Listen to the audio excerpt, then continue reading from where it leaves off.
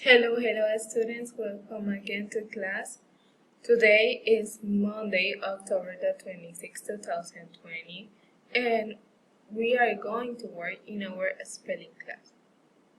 So let's start with our learning.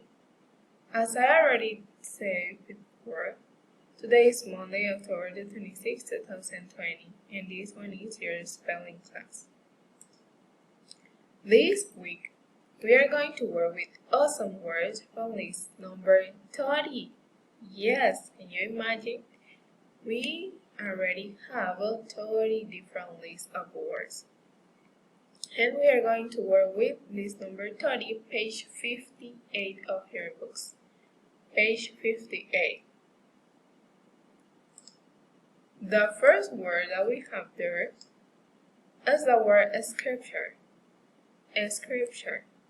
This week, you're going to look for the Spanish meaning of each one of the words.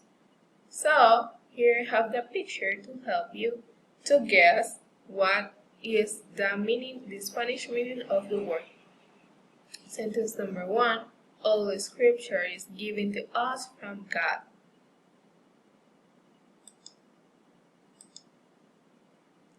Sentence number 2, and word number 2. Easter. We celebrate the resurrection of Christ in Easter Sunday. Easter. Sentence number 3 and word number 3. Christ. Christ. Christ came into the world to save sinners. Christ. Sentence number 4 and word number 4. Most of the Pharisees did not believe in Christ. Pharisees. The Pharisees, you are going to investigate what type of people were.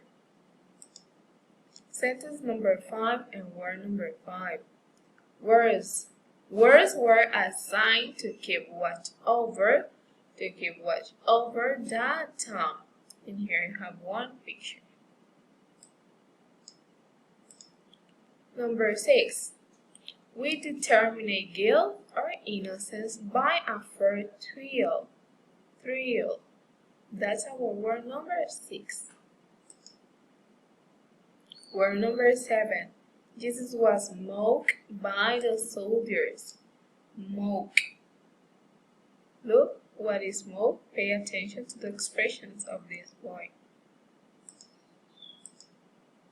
Then, word number 8 and sentence number 8. Some plants grow sharp thorns. Thorns. Look at the picture so you can discover what thorns means in Spanish. Sentence number 9 and word number 9.